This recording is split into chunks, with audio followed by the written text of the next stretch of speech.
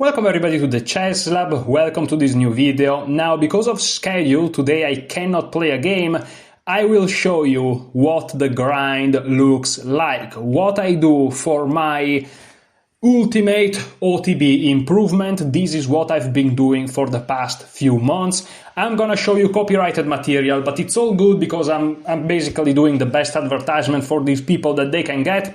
And that's pretty much it. Now, before going into the actual content, I want to say something. Today I went to a very long bike ride. It was very difficult because I went with two friends of mine, great bikers, and also very handsome. I actually had a very big problem, which is every time we passed through a group of girls, they were started to scream and say, "Look at me, look at me, look at me." And I was like, oh, every time. So it's really annoying to go around with those two guys.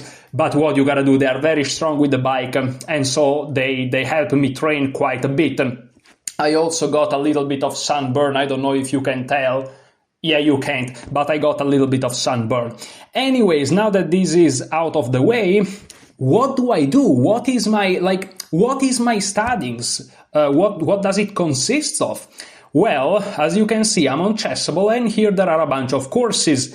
This is my main repertoire, by the way. This is Shankland 1d4, the 3 parts, right? And then you have the Semislav, and then you have Fressine, Sveshnikov, Sicilian. That's my main repertoire for black. At least that's my idea. I never used it. I'm studying it, but that's the point.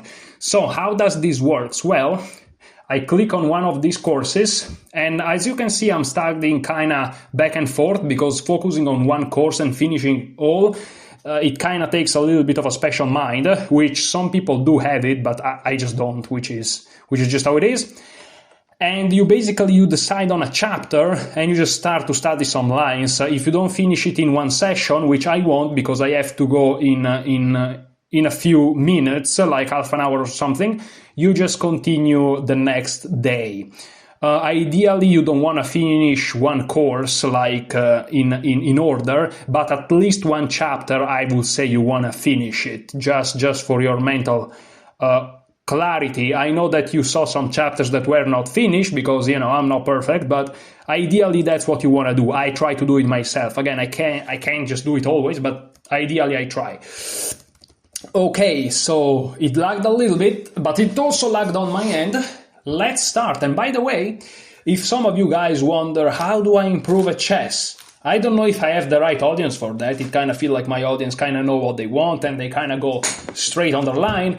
But if you're one of these people wondering, how do I improve at chess? It doesn't really matter what you do. Just study something. Also, the eternal debate, is better to study on paper or study on digital? It doesn't matter. Just study somewhere. Of course, you're going to have a bunch of people trying to convince you that one is better than the other, but instead of spending all that time debating, you could be spending those time studying chess. If you think about it, when you read a book, when you read the comments, you are trying to have the position in your mind. You subconsciously try to do that, right? Because, of course, you're reading a comment about a position. But while you're reading, you're not seeing the position, even if it's adjacent to the words, right? And what I'm doing here is the same. I have the board, and I'm gonna scroll to the moves, but at some point there is a comment. And while I read the comment, in my mind, I try to create the board while not looking at the board. And if you keep doing it,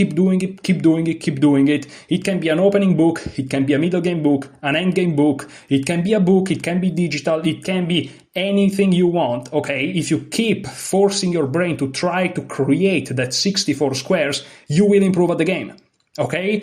The specific way you do it the way that you prefer it, okay? For me, I'm in a spot in my chess career where I feel the need to build a repertoire before doing anything else. That's a very subjective thing for me, and that's why I'm studying this course specifically. But you can't do anything, just study. So this is just one example of how the grind can look like. But if you do it on a physical book with a physical board, on a middle game book or on an end game book or an opening book, that's completely fine. If you have another Chessable course, that's completely fine. It doesn't matter. Just do something. Okay, that rant was very appropriate for most people, I think. For everyone, really. So d4, d5, right? This is These are the first moves. Of course, Sam in other chapters where there are earlier deviations, he goes into depth, he explains every move. It's a fantastic course. But here, of course, he skips the comments of the very first moves because those comments are present in other chapters. But don't worry, the comments are present. So e3, e6. He actually recommends, if I'm not mistaken, now to go bishop f5. He has two chapters, one about e6 and one about bishop to f5, which is an alternative. It's a very complete course. He offers alternatives, not just because one is better than the other, but to give the user more options, even to surprise your opponents. Is a really complete repertoire. It's beautiful. So you play e6. I'm going to explain you the moves a little bit because otherwise you're really shocked. You're basically creating this triangle, right? You're being very solid, but at the same time, you have your ideas eventually to become active. White has to be very careful, and your goal as black is to equalize in the beginning. Equalizing doesn't mean that the game is going to be a draw, but you want to calm white down. So white is just developing his knight. These are the most common move. You play knight b2 d7, so you set up the semi-Slav. There is the triangle of the pawns, and you have the two knights like that. Of course, you will notice you have a problem on the light square bishop, so a big theme in this course is going to be to be able to bring this bishop out somehow. And now queen to c2. Now, bishop d3 is a very played move, but queen to c2, believe it or not, is actually the main move. You play bishop d6, now they play bishop d3, only now with the queen here, and here you don't play d takes c4 winning a tempo, you can always do it later, you play castle. Counting on the fact that if white decides to take or to push, they're gonna have problems. Again, everything is covered in the course, but in this chapter it keeps going. Here they play castle, now you take, this is main line, bishop takes c4 and now b5. This is very, very standard, this is main line of the main line of the main line, and here in a previous chapter it was dedicated to, after b5, bishop to e2. There is a whole chapter with 50 and something lines just on bishop e2. But this chapter is dedicated towards bishop to d3. So this is new also for me. So far, hopefully I did a decent job explaining you things. Let's start the grind now. I'm not gonna talk to you that much anymore, guys. From here on, it's just the grind. So enjoy. Try to sometimes perhaps look at this from the distance and realize that if you want to improve at chess, if you want to go to your chess club, I was about to say chess lab, if you want to go to your chess club and start to impress your fellow chess players, chess colleagues, you have to put in the work, and the work doesn't look like Hikaru Nakamura Fan Blitz, it looks like this, so enjoy. Okay, so we reach this position. Despite the position looking very similar to that after bishop c4 to e2, the position is remarkably different. Okay, it is similar in that black wants the same c6 to c5 break, while white should look for e3 to e4. But once e3 to e4 happens, and black responds with e6, e5, white's plan changes. He will generally take twice on e5. But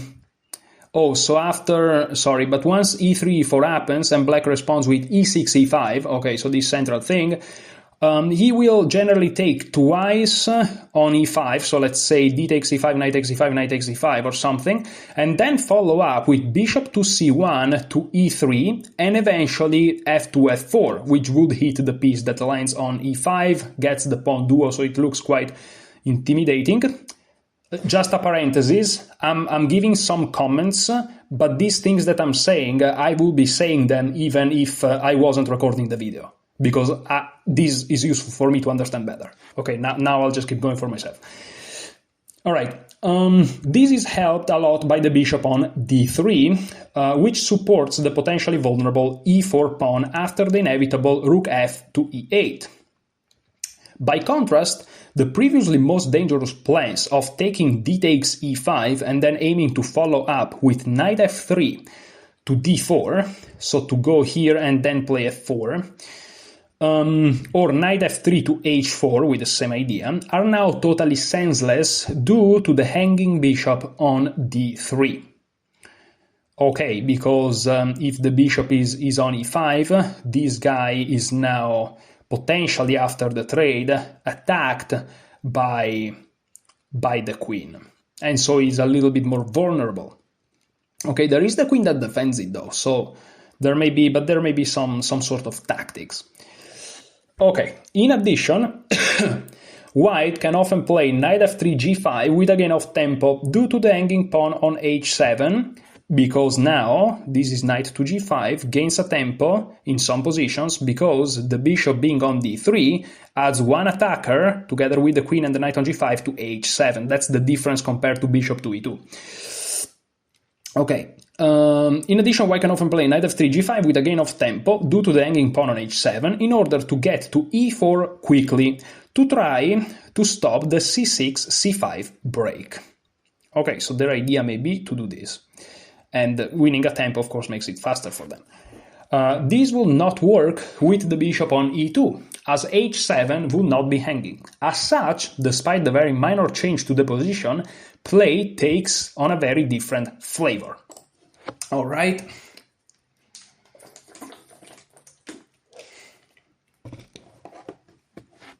Another parenthesis, you may feel overwhelmed, but this is normal when your brain is exposed to something for the first time. If you reread all of this a second time, not only you won't feel overwhelmed, you're actually gonna feel bored. You'll be surprised if you just repeat things twice, how banal they become. This is just an advice for everything, even if you're studying something. Also something that I want to say, this whole thing, this big comment, is very important that you understand it just once. You don't have to repeat it like every line, like it's just understanding, okay? So it's just for one time. Just maybe you're not used to this type of courses. It's not as bad as it looks. Okay, so we said, and it's important also to get the flow going. So, you know, we reach this position, right? You created the Semislav setup. This is something that I do even when I don't make the video, by the way. Very important. You play bishop d6, bishop d3. You don't take immediately, you just castle. They have to castle. Now take, and if they do something else, they're just playing an inferior move. You take, you play b5. Now, here it is, they go back to d3, there is this explanation, again, there is a little bit more pressure on h7, they may have those knight g5 ideas, they have to be careful though, because after e4 and e5, taking a lot of times can be dangerous, because this guy here is a little bit more pressure, whereas on e2 isn't, so ideas like moving the knight and then playing f4 may be a little bit less efficient. So, you know, even if I didn't understand all of these things, I kind of get most of it, and I just keep going because, again, don't strive for perfection, strive for consistent improvement. You can always come back to this. It doesn't escape, it's yours. So, okay, we reach this position, now the move is bishop to b7. Okay, again, it's important to try to fix the problem of this bishop. Black plays in the same manner as he does against bishop c4 to e2, at least for now. However, here he does not have a choice, since knight c3 to e4 was a serious threat.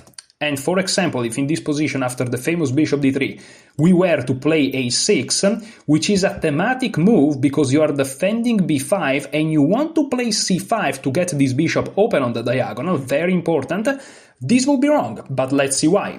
This is a possible move against bishop to e2, although not one I recommend. However, against bishop d3, which is this variation, it is not doable because of knight d4.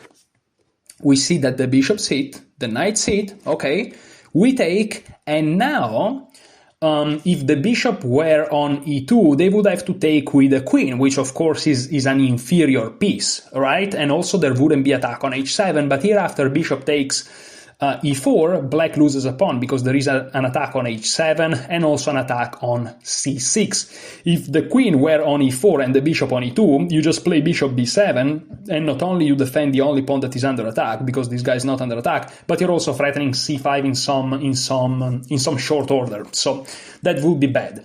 So here, after bishop to d3, knight e4 is a threat, and in the end of the variation, this guy hangs. That's why we are forced to play bishop to b7, which is the recommendation also against bishop e2, but some people against bishop e2, they play a6. So it's important to understand those nuances even if you don't play the alternative moves in the other variations. This is something that adds to your chess, and also these show you thematic tactics. Very, very nice. So bishop b7, knight to g5. This is a common idea, but white is not ready for it just yet. Another parenthesis for you guys, of course, if I was alone I would be going a little bit faster, but here Sam Shankland is doing a course, and so it shows you many lines. Some of the lines that it shows you are the most critical, the absolute best, or the most common, right? Very, very strong moves, or just very common moves.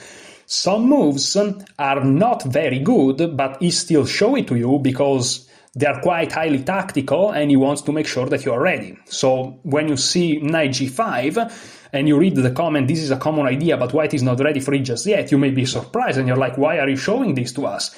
Because he's trying to prepare you. That's the point of studying a chess repertoire, right? Here, of course, there is an attack on h7.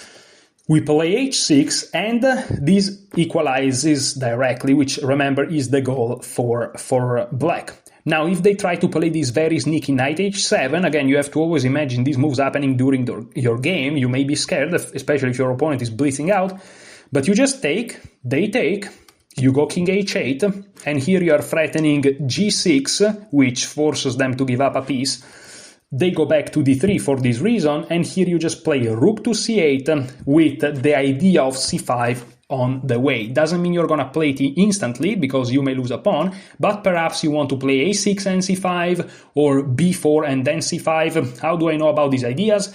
Because he mentioned them in previous chapters. Again, you're just seeing a little bit of a sneak peek, but it's a full course, you know, it's a coherent work. Okay, and now what do I do? This is very important. As soon as I finish one line, I like to just repeat it.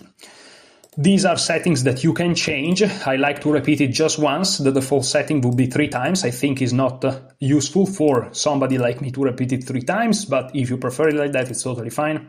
That's up to you. Okay, so we created the triangle with the 2 knights. They play queen c2. That's the main move. They wait to develop this bishop because they may be afraid we hit them.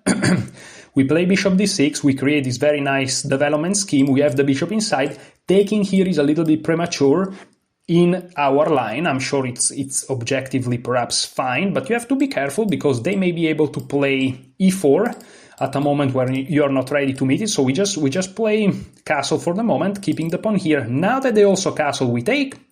We hit their bishop, and now they can go to e2, that's the previous chapter, but they're gonna go to d3. Okay, it's important you keep in mind where you are in the chapter. Bishop d3 is played, okay, and here again, remember, they have this idea of hit our bishop, and if we take, they're gonna take hitting h7 and c6. So we want to make sure that these guys defended a little bit. Okay, they hit our pawn, but this is not a very impressive move. We just play h6 and we equalize. Oh, they play knight to h7, very scary. What if I take? They just take. I move, threatening g6. You have to go back. And now I notice that this queen is here. I have my usual idea of playing c5 to activate these two guys very, very strongly. I play rook c8 with c5 on the way, which doesn't mean I play it immediately, but is an idea. Okay. Will I remember this line tonight? Well, probably yes, because I have a crazy memory. Sorry, guys, but sometimes I gotta flex. But I'm not gonna remember it in 1 week. But that doesn't matter. I'm just seeing it. I just let my brain to work it out, and I just learn ideas and concepts. It's fine. You have to also trust the process. If you think that you can memorize everything first shot, you're not gonna go that far in life. This is very important advice, by the way. So again, here what I do is I go faster. If you're more of the beginner side, you may actually reread everything. You know, you may say, oh, but that's very slow. Yeah, but it's gonna improve your chess tremendously. For me, I just go faster now. We already saw this. They play bishop d3. We play bishop b7 for the aforementioned reasons. They go knight g5, not scary. We just hit them with h6. Now, they change move. Notice, they change move. Instead of going knight h7, they go knight g to e4. You see that the last move, which is not highlighted in bold, see bishop e7 is bold, rook d1 is bold, rook c8 is bold. Knight g to e4, the last move that is not bold, it means that that's the different move compared to the previous line. It doesn't always work like this because sometimes in Chessable there are a little bit of issues, but that's usually the case. Let me drink.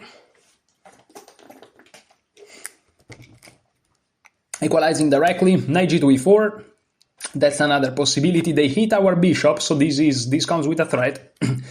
Bishop e7. Now you may say, why is not Sam Shankland telling us that it hits the bishop? Because I'm gonna be very honest, this course is not for absolute beginners. This course is made for people that kind of get chess a little bit. There are many courses on Chessable that are for absolute beginners, where every single move is explained very clearly and the nice arrow shows you every threat. I would recommend, if you're an absolute beginner, of course, to go with those courses. So, bishop e7, we just save the bishop, we keep the tension, notice, and let's read the comment. There is no reason to let white bring his other knight to e4 with a gain of tempo. So what Sam is saying is trying to understand, to make us understand why we don't take with the knight. And he's saying, if we take this knight, the other knight, which is a little bit more backward, comes with in the center with a gain of tempo on our bishop. There is no reason to do that, so we just go bishop e7. The knights are redundant on c3 and e4, and white likely has to exchange on f6 anyway. Black will soon follow up with queen d6 to b6 and c6 c5, equalizing without any trouble. Redundant knights is something that I'm not going to explain, just search it on YouTube. On Google, sorry, but also on YouTube. I'm sure you're going to find a tutorial. Again, this course is not for absolute beginners. Rook to d1.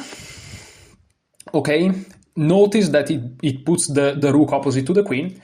And now rook to c8.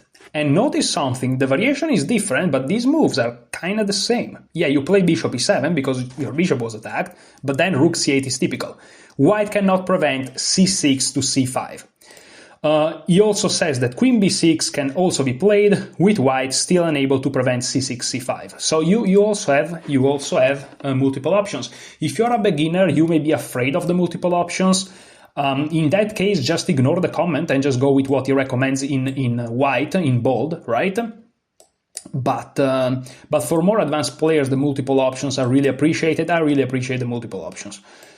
Okay, so queen c2, the most played move, bishop d3, we don't take immediately, we first castle to see what they do, they also castle, okay, now we take, and we win a tempo on the bishop, this is all part of the master plan, bishop d3, okay, threatening knight e4, we know what to do, bishop b7, okay, knight g5, they attack h7, go away, oh, you don't jump to h7, you go back, okay, so now it's important, even if you remember it, because it's short-term memory, you just looked at it, try to make it educational for yourself, you're not doing this to impress nobody, you're doing this for yourself, you are like, okay, they are attacking these two guys, especially the bishop, do I take or not? Remember what Sam said, if you take, you're just helping the redundant knight, again, search it on Google if you don't know what it is, to just come back to the center. So we just play bishop to e7. If they take, well, then it's our redundant knight that gets closer to the center. Okay, they go rook d1, opposite to the queen, and here again, this is about brute memory here, it's just brute memory. Queen b6, remember, was the alternative. Whereas rook c8 is what he actually recommends. So I'm going to play rook c8, and as you can see, queen b6 is the alternative with c5 to follow. There is, as you can see, an 80, 85, perhaps even 90, perhaps even 95 or 99% of understanding, actually, and just a 1 to 10% of pure memorization. Which maybe surprises you because we are studying openings, right? You may think that is 90% memorization, is actually not. It's all about understanding the moves. And of course, there's always gonna come a point where you have to actually try to do the move trainer, but still. Okay, so remember, right? They take, we play b5, they go to d3, not to e2, that's the other chapter. We play bishop b7 as usual, and now they play rook to d1. This is a dubious move. This move should always be taken seriously, as the rook will inevitably become useful on the d-file, but in the present position, black gets the c5 break very easily. Again, it feels to me, as somebody that has experienced a lot of lines, this is kind of more on the memorization side, because in this position I'm like, do I play queen c7 to make sure I go away, rook c8, but here Sam is just very direct. b4.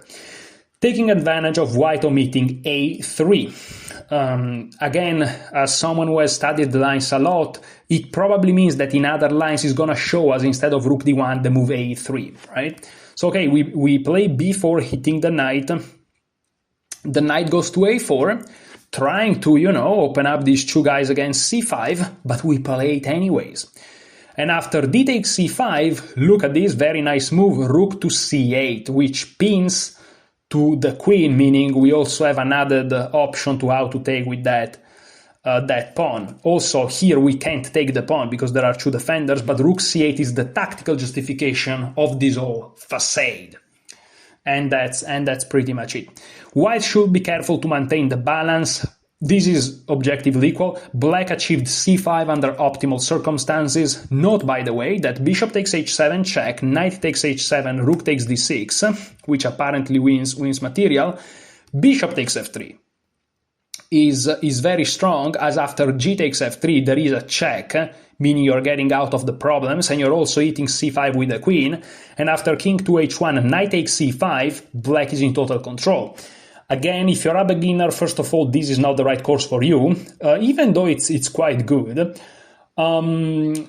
This variation here, I immediately got all the details of the tactics. I don't need to re-watch it, okay? But if for you it's complicated, just go back to the line and just watch it as many times as you need. You have to keep in mind that, again, I'm going actually much slower than I would when I'm doing this alone, because of course this is also, a video that I want to do for you guys. It's just that, again, because of schedule, I literally had to I have to do the video and my chess studies together. This is just how it is. Okay, again, very direct move, and we play very direct. Again, you have to kind of make links in your brain that you invent. This is very direct, we play very direct. No time for rook c8, a6 stuff, boom, immediately, not c5 actually, b4. And the knight here, three guys controlling c5, but we can actually push through anyways with the idea that after they take rook to c8, and there is also the variation bishop takes h7 and all these crazinesses. Knight takes h7, rook takes d6, and then bishop takes f3, g takes f3, queen g5, king f1 or h1, I don't remember that actually, and then knight takes c5, black is in total control. And that's exactly the variation. The king to h1, okay, knight takes c5, black is in total control. Again, not the simplest course in the world. If you're a beginner and you force yourself through it, though, you're going to improve tremendously. You're not going to be a beginner after you finish it for sure. But of course, it's going to be very, very tough for you. Okay, so they play rook to d1, right? With the move that we saw on the previous variation. They play b4. We play b4. And here we saw knight to a4, which tries to play against c5. We get it anyways. Now they play knight e4. And this doesn't not only play against c5, it also hits our bishop, so be careful. Knight takes e4, we kind of have to play it if we want to save the bishop and also don't waste tempi and get c5. But after bishop takes e4, there is an issue, right? The bishop's hit, the pawn's hit on c6 and also the pawn on h7. This is similar to a variation we saw previously, but the bishop will be still on c8. This changes everything. So we play knight f6. Again, black will get the c6, c5 advance in. Note that the hanging c-pawn is not an issue on account of the pin on the c-file. White's bishop is booted away and c6, c5 will follow.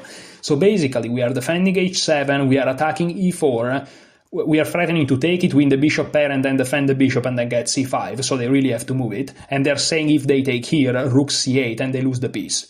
And that's because the bishop is on b7. Again, for someone like me that is a little bit more advanced, I saw these lines and similar lines many times, it's obvious. If you're a beginner, you may struggle a little bit, right? You may think that these lines are so similar, right? Why can't they take on c6? It's actually different. So bishop d3, and now we just get c5. Again, this tactic favors black. Note that the bishop on d3 blocks the d1 rook access to black's queen. D takes c5, now rook to c8, if they take our bishop they lose their queen, and now knight to g5. This is a mistake, but it looks very natural. This is a mistake and white should prefer something calm and boring like queen e2 when is slightly worse after the follow-up rook takes c5. So you go back one move, you visualize queen e2, rook takes c5, no discoveries on the queen, the bishop is still there, and the rook is just very active, and you have your two bishops open. Okay, fine. But they play knight g5. This looks quite scary because they are attacking h7. Oh my, what's gonna happen? Instead, black now gets to show off some tactics. Bishop takes h2 check. Wow, look at that. White cannot take the bishop on pain of knight f6, g4 check, and queen takes g5 to follow. Okay, you can visualize it, right? If the king takes, you play knight g4, attacks the king, and the next move you take here. They actually, yeah, they can take on h7, but after king to h8, your queen is here, the rook is here eating this guy, you're threatening g6 to trap the bishop, you're threatening to checkmate them. Again, advanced players, they get it immediately, they can't just be too fancy. So they play king f1, and here you go queen to e7. That's perhaps the move that surprises even me, right? A rook takes c5 cannot be stopped, black's pieces are springing to life, and white's position is falling apart. Yeah, that actually makes a lot of sense. Of course they can take, but after you take, you move, threatening g6, they have to go back, then you play rook takes c5, and you see these two bishops very strong, their queen is hit, they have no time for g3 because the queen is hit, and it's just very, very scary for them, very, very scary. They may get mated quickly. That's why knight g5 is a mistake. Again, if you're a beginner, you may be scared, you may be all these things, so... but maybe not, maybe not. Again, I'm going a little bit fast, this is all standard, hopefully it's not lagging too bad.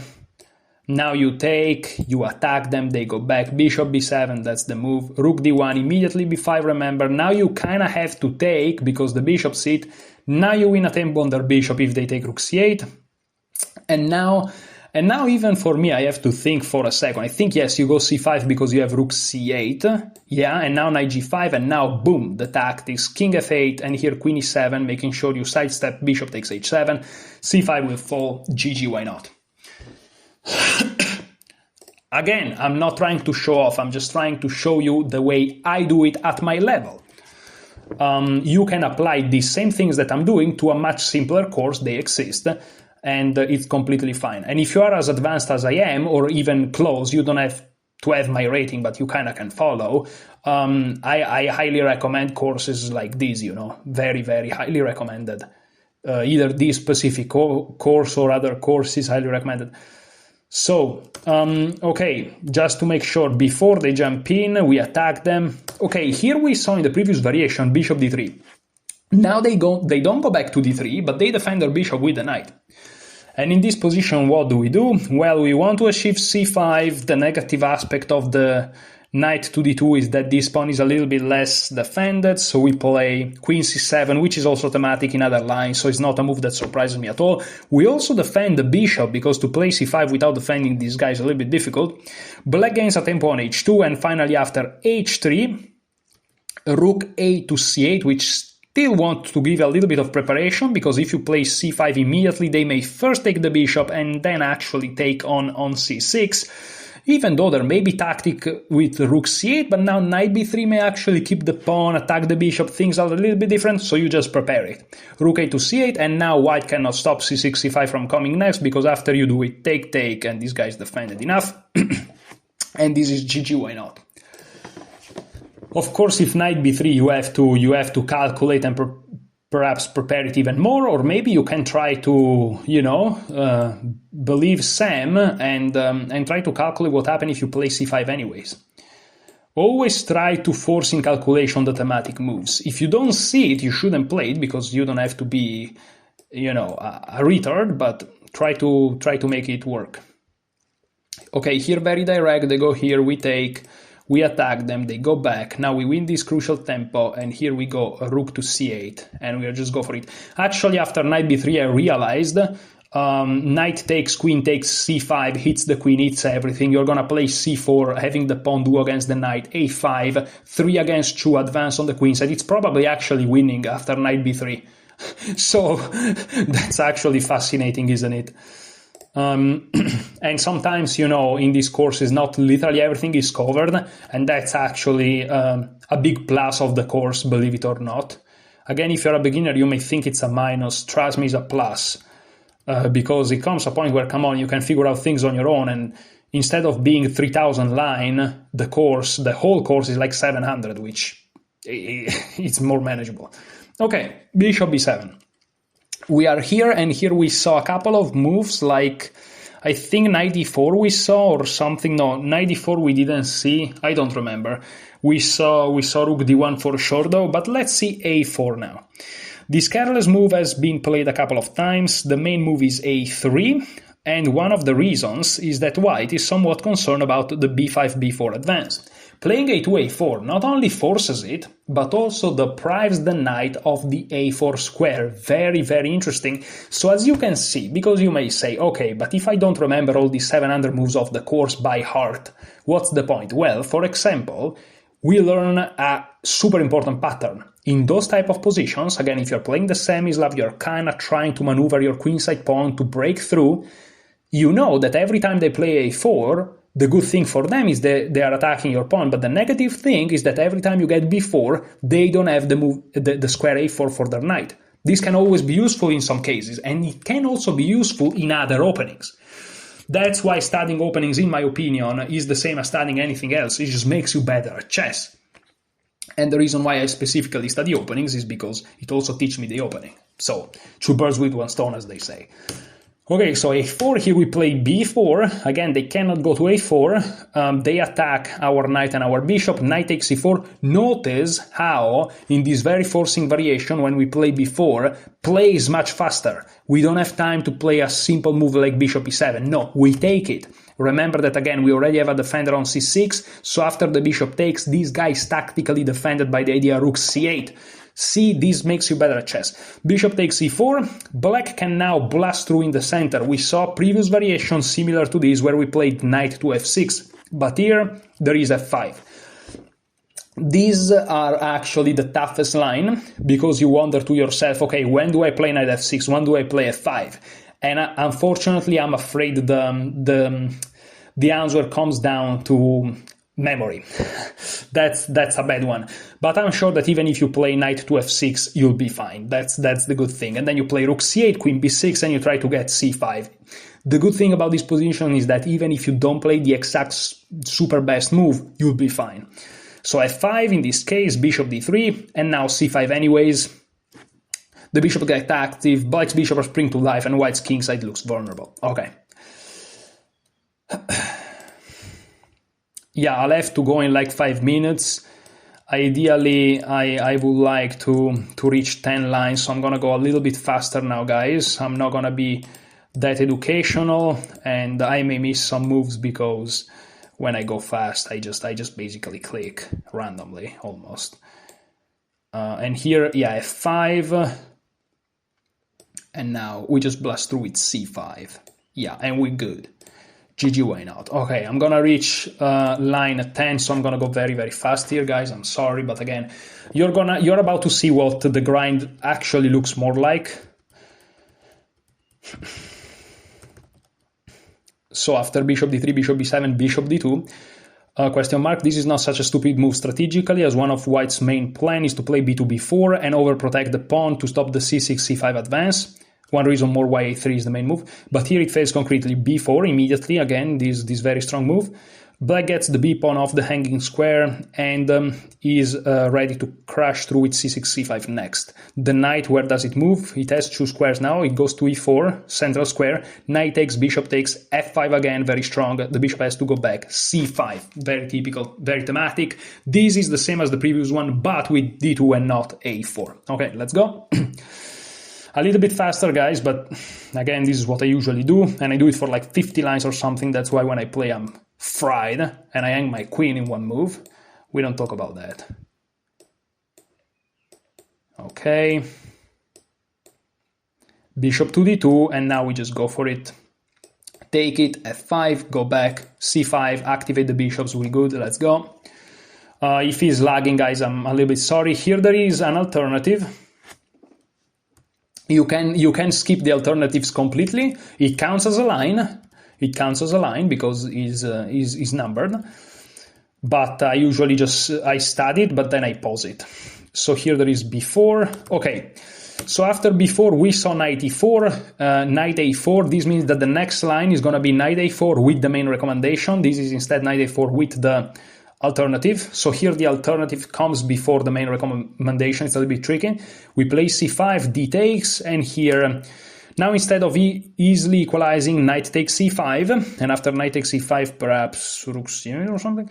I think black can be more ambitious. Knight takes c5. Okay, so he's saying instead of knight takes c5, which is simple, we can be more ambitious, but since this is the alternative, you see what happens if knight takes c5.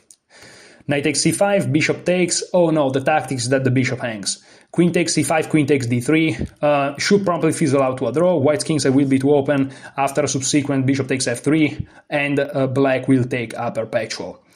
If they win this pawn, I think they mean. Okay, and even if I miss some nuances, again, I just want to get the lines over with, and then I'm gonna do what I'm doing with this repertoire for the 2500 series, just with my main, and eventually I'll go much deeper when I cross the bridge, once I get there. Okay, with this one we go b4, they go here, and here I think I push, take, yes. Just slight calculation. This is an alternative. This is simple. If you prefer this line, you can have it as your main. I pause it. And now line number 10. This is the last one. Then I'll go because my original idea is to make at least 10 lines every day. That's my main basic goal. The fact that I'm doing 15 those days, well, good for me, but it would be 10. So 10 is enough. So c5. Pawn takes, and here again, knight takes easily equalized, but let's see. He actually suggests rook c8, trying to keep that more tension.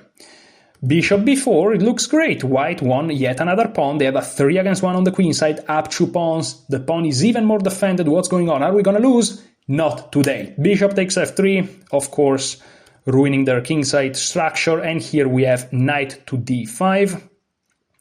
Despite the 2 pawns down, black is for choice due to the numerous threats. Both b4 and c5 are very loose, and queen d8 to g5 to h5, which would attack f3, threatening the perpetual, among other things, could be on the way as well. Okay, very nice. Again, if you don't like one of these two, you just pick the other. Very simple. And it's very nice to have 2 alternatives like this. Again, I usually ignore alternatives just because it's easier for my mind to kind of organize things in my memory space, but you do whatever you want to do.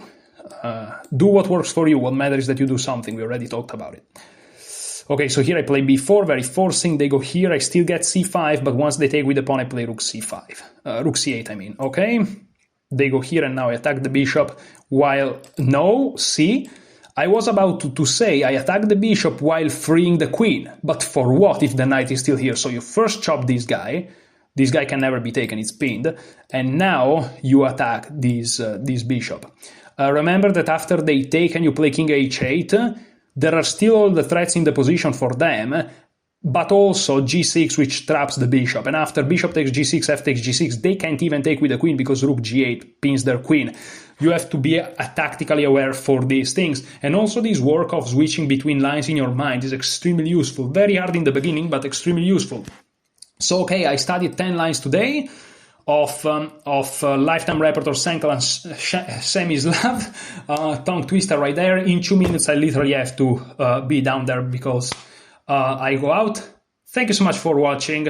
That's the grind. Enjoy your chess.